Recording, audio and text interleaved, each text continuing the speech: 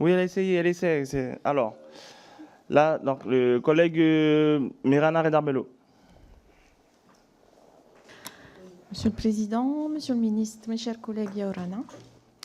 Donc, vous le savez tous ou à peu près tous que l'État employeur majore le traitement de ses personnels en Outre-mer. J'entends certaines voix qui vont bougonner, ils ont déjà le soleil toute l'année et en plus, ils sont surpayés. D'autres, plus attentives, savent ou comprennent le contexte géographique, historique et économique de nos collectivités. Dans celle du Pacifique, cette majoration a été instaurée par un décret datant de juillet 1967 dans un contexte, j'oserais dire, atomique. Il faut donner envie au personnel civil ou militaire de s'y rendre et d'y rester un certain temps. En 1974, dans une loi de finances rectificative, un article fait appliquer la majoration non plus au traitement indiciaire brut, mais au traitement indiciaire net, soit retenu des cotisations sociales, ce qui de facto transforme la part indiciaire majorée en part nette.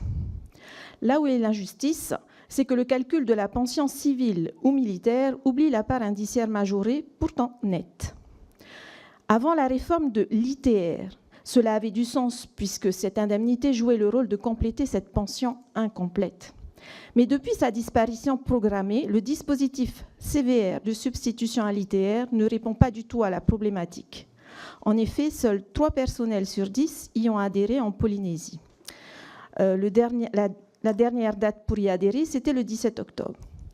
J'ai posé un amendement déclaré irrecevable qui visait, dans un premier temps, à réappliquer la majoration sur le traitement brut et ensuite proposer que la part indiciaire majorée brute résultante soit retenue des cotisations sociales, afin que la participation des fonctionnaires du Pacifique soit enfin visible et non plus masquée.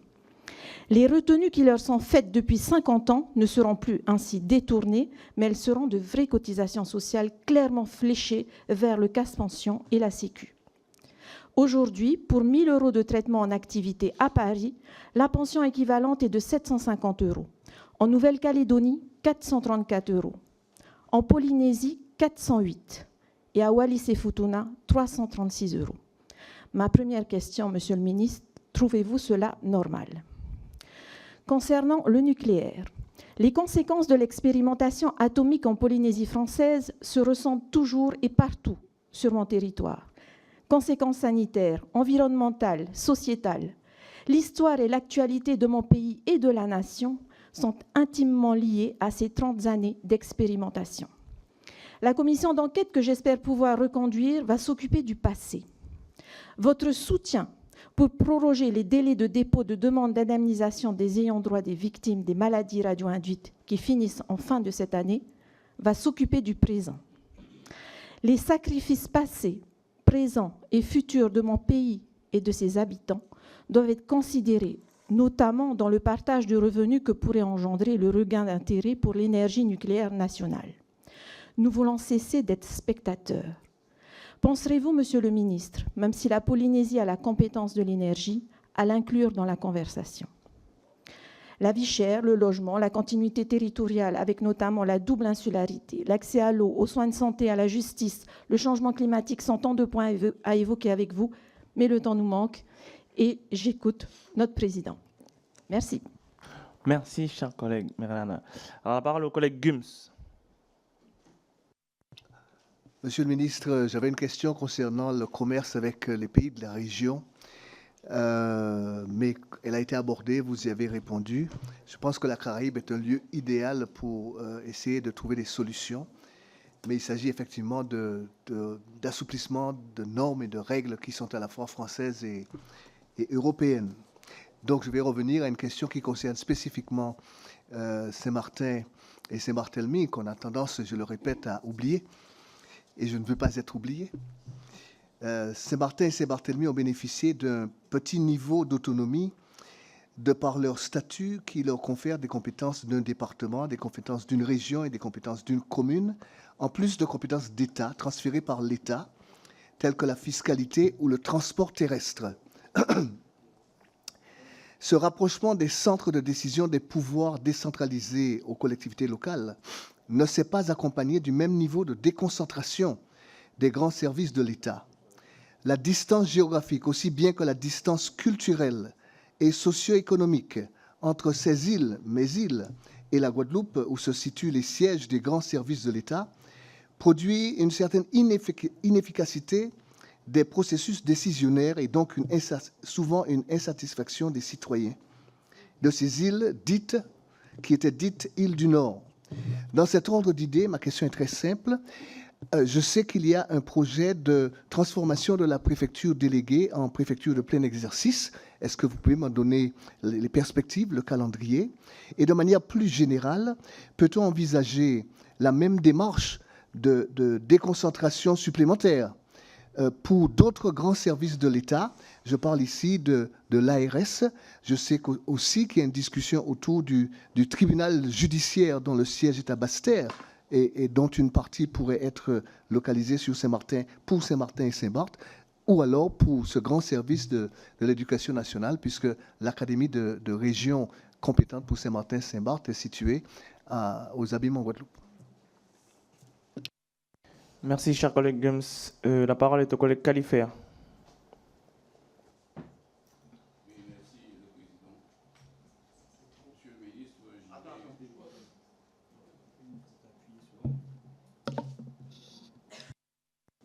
Et c'est bon? Oui, d'accord.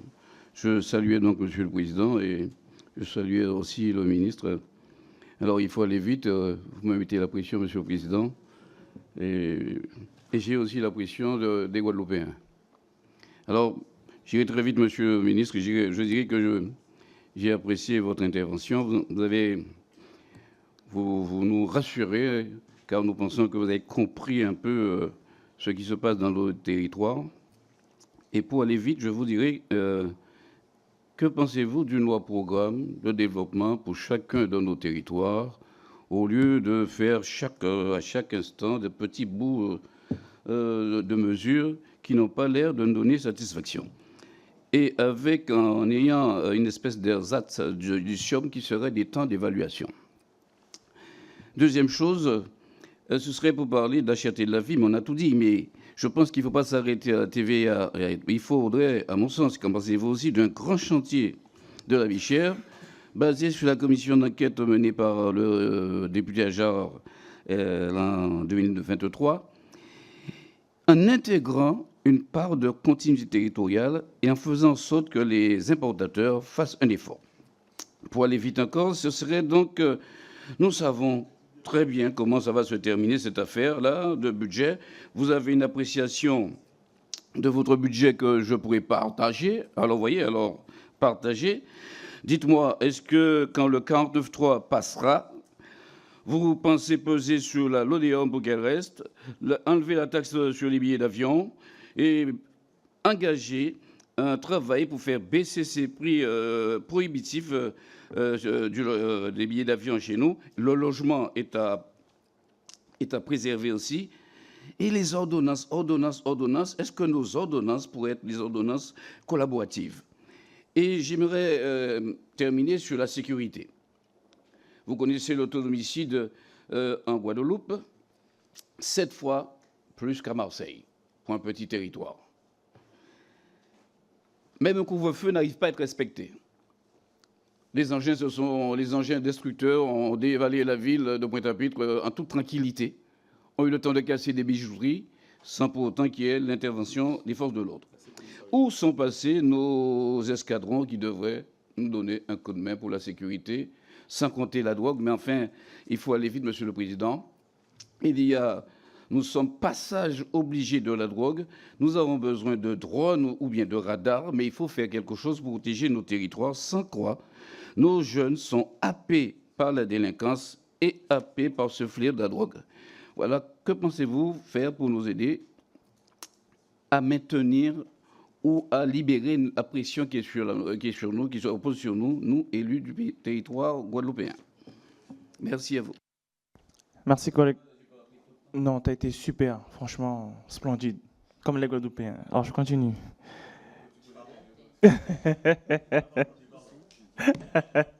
La parole est au collègue Rivière. Monsieur Monsieur le ministre, Monsieur le Président, merci de me recevoir. Je m'excuse pour mon arrivée un petit peu tardive.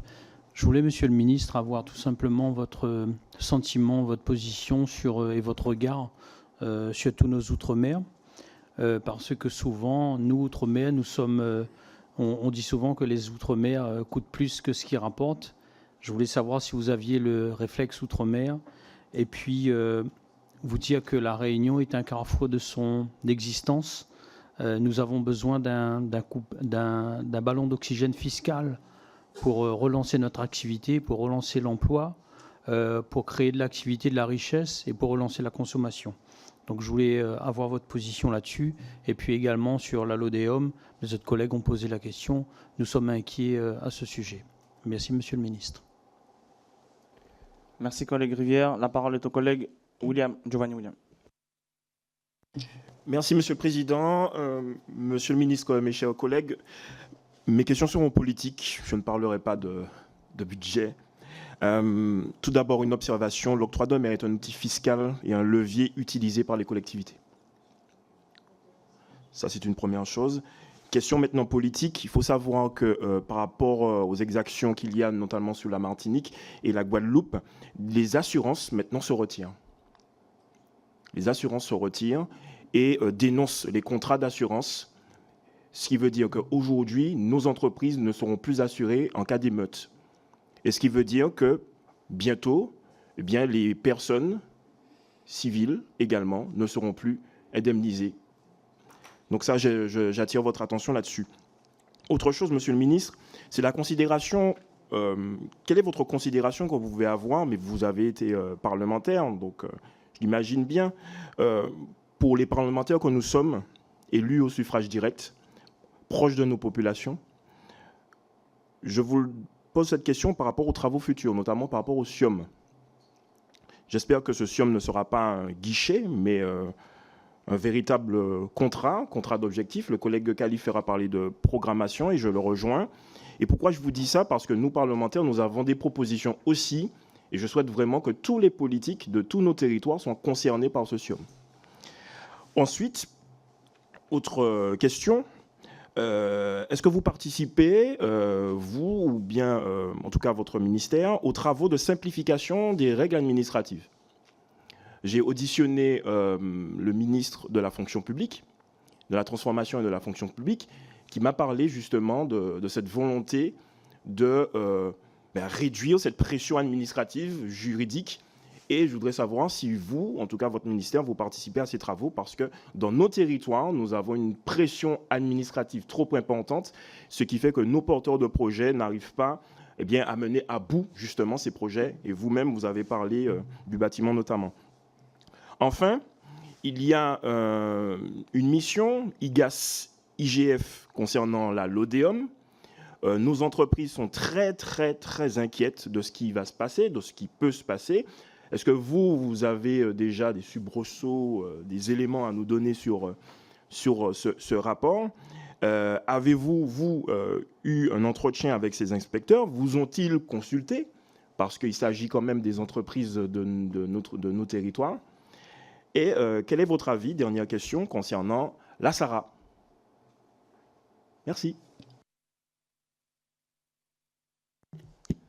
La parole est à vous, Monsieur le ministre.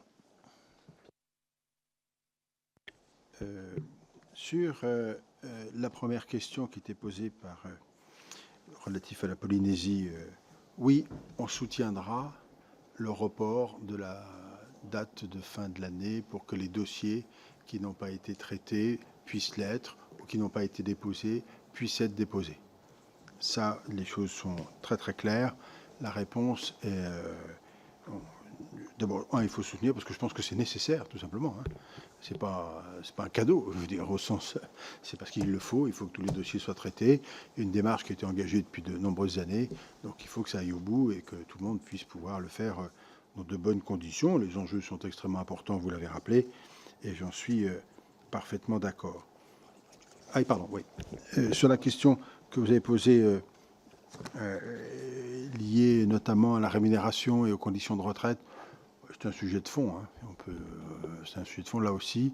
C'est un sujet qui n'est pas fermé, qui sera ouvert également. Pour ce qui concerne les questions liées à la Polynésie, toujours sur les discussions sur l'énergie, je ne sais plus qui m'a posé, c'est vous qui m'avez posé la question également. Oui, d'ailleurs, on va intégrer l'ensemble des collectivités d'outre-mer du Pacifique au SIOM dans lequel il y aura ce sujet. Ce qui permettra de répondre ensuite après sur le SIOM, sur les conditions. Mais oui, de ce point de vue-là, ce sera également fait. Alors évidemment, la question stratégique de la création de la préfecture de plein exercice à Saint-Martin, je cite le nom pour pas qu'on l'oublie, hein, pour que ce soit extrêmement essentiel. Alors, en fait, la démarche est engagée et le décret est actuellement au Conseil d'État. Alors, je vais être même très précis. Les modifications des décrets d'organisation des services de l'État ont été présentées en Conseil supérieur des préfectures, très bien, en septembre dernier. L'instruction est actuellement en cours au Conseil d'État. Pour ce qui concerne le tribunal judiciaire, qui est réclamé, pas simplement avoir quelqu'un qui se déplace, enfin bon, vous connaissez ça par cœur, les chefs de cour du tribunal judiciaire de Basse-Terre ont proposé au garde des Sceaux la création d'un tribunal judiciaire à Saint-Martin-Saint-Barthélemy, création qui pourrait intervenir, je parle au conditionnel, parce que qui serait courant 2026. Donc quand même, c'est un progrès entre le moment où j'y suis allé et le moment où je n'ai rien à voir dans l'histoire, mais je trouve que c'est une très bonne chose. Et si ça peut se concrétiser en 2026, ce sera effectivement très très bien. Pour la création d'un rectorat ou d'une ARS, à ce stade, rien n'a été décidé pour être parfaitement transparent. Enfin, vous m'avez posé la question, mais ce n'est pas vous, c'est M. Califert, mais il est parti, non, il est là.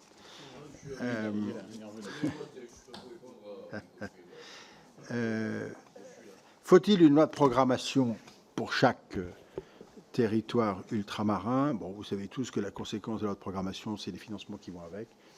En tous les cas, moi, je suis pour qu'il y ait une contractualisation, mais une forme de planification.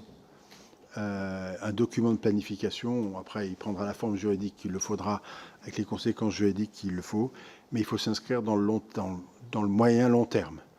Sinon, on n'y arrivera pas, ce qui me permettra de répondre à la question qui a été posée tout à l'heure sur quel avenir ou quelle considération pour les Outre-mer. Si on ne s'inscrit pas dans le moyen long terme, on se retrouve toutes les années dans la situation dans laquelle on est aujourd'hui, et je pense qu'on est objectivement au bout d'un système, donc d'une méthode ou d'une façon de faire, je ne sais pas, mais il faut s'inscrire dans cette logique-là. Alors, sur la vie chère, je redis, je rêve d'un Oudinot de la vie chère, parce que je suis jaloux du Grenelle, vous comprenez. Donc, je rêve d'un Oudinot de la vie chère, et qu'effectivement, on pose tout sur la table, et qu'on regarde tout ce qui se passe, la fiscalité, tous les sujets qui font que 40% d'écart avec la Martinique et à peu près autant sur les autres territoires, c'est une problématique majeure. Je ne rêve pas, enfin, je ne suis pas convaincu, je me livre un peu sur le fait qu'on arrive à une parité absolue avec l'Hexagone, mais tout de même, on doit quand même se poser des questions de fond. Et oui, je rêve d'un Oudinot de la vie chère, je ne désespère pas peut-être de le mettre en place. Hein, je ne sais pas que je ne désespère pas, je veux le mettre en place. C'est quand même mieux, hein, c'est beaucoup plus clair. Du coup, l'objectif, si c'est ça, c'est de ne pas préempter les conclusions d'avance en disant on va faire comme ça, c'est vraiment laisser la place à la discussion et que tous les acteurs puissent participer. Vous évoquez, monsieur le député, tout à l'heure, l'idée, c'est le député William, mais j'y reviendrai, d'associer les parlementaires. Je n'ai été qu'un modeste sénateur, mais vous savez que ça n'a rien à voir avec un député. Qu'un député, c'est bien plus important qu'un sénateur. Donc, non, vous ne croyez pas ça?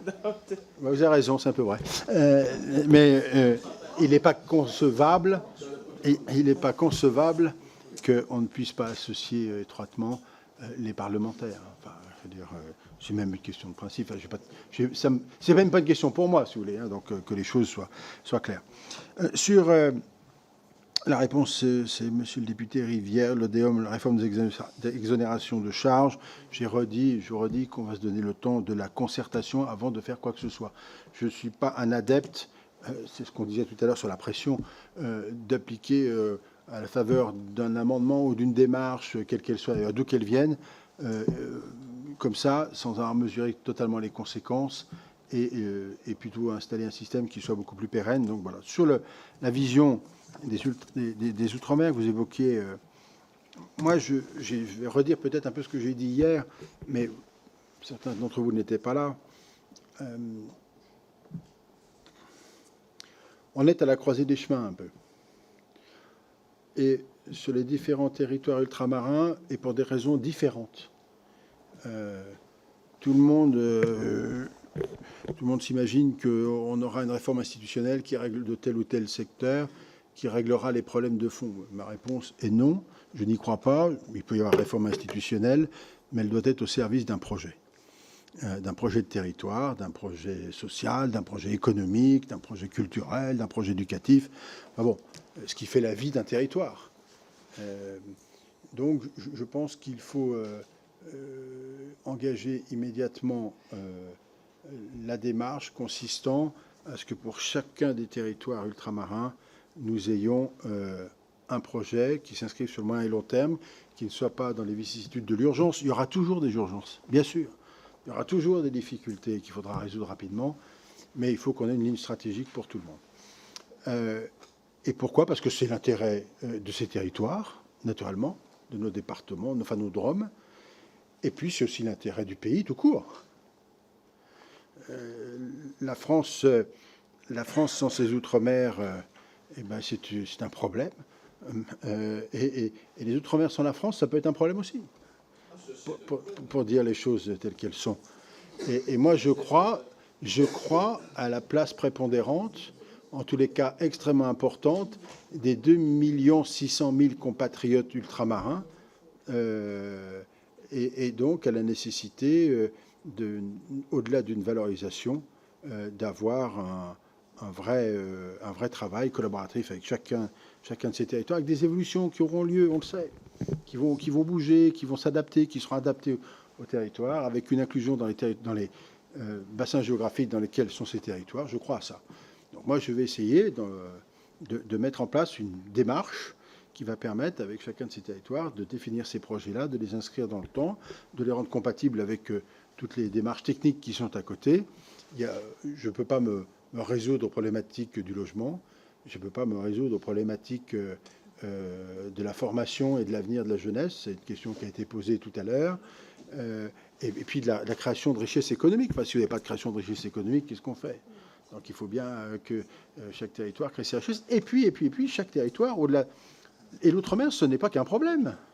Parce que la question permanente qu'on entend, c'est « Oh là là, il y a des exactions, il y a ci, il y a là, bon, très bien. » Mais c'est une richesse avec des capacités extrêmement importantes qu'il faut continuer d'avancer. Donc voilà, moi je voudrais qu'on ait une démarche positive, autant que vraiment. Alors je suis peut-être un peu naïf, certains diront c'est pas le premier qui nous le raconte, d'autres diront mais enfin il rêve. C'est pas très grave, moi, je suis plutôt d'une nature où il faut engager les réflexions de fond, et à partir de là, il faut s'engager dans cette démarche-là, me semble-t-il, et en tous les cas c'est ce que je vais proposer. Monsieur William, il y avait une question sur le SIOM. Alors oui, sur le SIOM, que les parlementaires soient associés, c'était ça principalement la question. La réponse est évidemment oui. Et puis, il restait sur Sarah, la raffinerie des Antilles, qui est basée à Fort-de-France. Alors, on a un problème d'enjeu industriel, un problème d'enjeu en emploi qualifié, un problème d'enjeu écologique. Donc, en fait, je dis ce qu'on m'a préparé rapidement. Cette raffinerie dessert évidemment les Antilles et la Guyane. Il y a depuis longtemps une réflexion sur son devenir. Pas de décision sans étude d'impact documentée, me dit-on. Et en tout cas, cette raffinerie doit engager absolument, enfin la SARA doit engager résolument vers une énergie décarbonée, donc une modification profonde, je l'imagine. Plus largement, les prix du carburant, bon, c'est un sujet sensible, et donc là encore, il faut qu'on aborde le sujet ensemble, mais bon, manifestement, il y a un gros travail à faire sur ce secteur-là, mais il ne faut pas le lâcher parce que la décarbonation, le développement, enfin le souci de développement durable écologique de nos outre-mer, c'est fondamental. Hein. Il y a beaucoup de points là-dessus sur lesquels il faut avancer. Alors, les enjeux sont très, très lourds en réalité, ou très longs, très forts, je ne sais pas comment il faut appeler, mais il n'y a pas de raison de ne pas les aborder. Si on les prend, je suis convaincu, alors ça c'est une conviction personnelle, enfin même le reste d'ailleurs, je suis convaincu que si on aborde les choses de façon, avec un discours de vérité, on aura des solutions. On aura des solutions. Et puis je pense, en plus, très sérieusement, qu'on ne peut pas envisager sérieusement l'avenir de nos compatriotes, où qu'ils soient sur le territoire, sans être capable de tracer une ligne directrice et un objectif. Si vous n'avez pas ça, on se retrouve dans les mêmes conditions toutes les années, moi ou d'autres, dans les mêmes conditions, à dire toujours la même chose, à considérer que ça avance pas assez vite, que ça c'est pas si, c'est pas vivable. Enfin, c'est pas sérieux, je veux dire plus exactement. Voilà ce que je vous dis, c'est sincère ce que je vous dis. Après, j'espère qu'on y arrivera. Merci, monsieur le ministre.